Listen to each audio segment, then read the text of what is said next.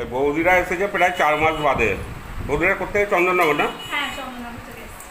আগের বারে একটা বিগেল নিয়েছিল, হ্যাঁ। আশা করছি বিগেলটা আমার থেকে নিয়ে ঠকে গেছেন। না না, বিগেলটার তো মানে কোনো কথাই হবে না।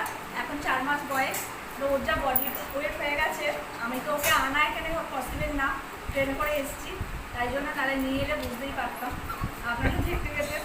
এই জন্য দাদার ব্যবহার আর দাদা যা দেয়, জেনুইন দেয়, এইটা আমি তো ফার্স্টে বুঝতেই পারিনি যে এটা স্পিচ।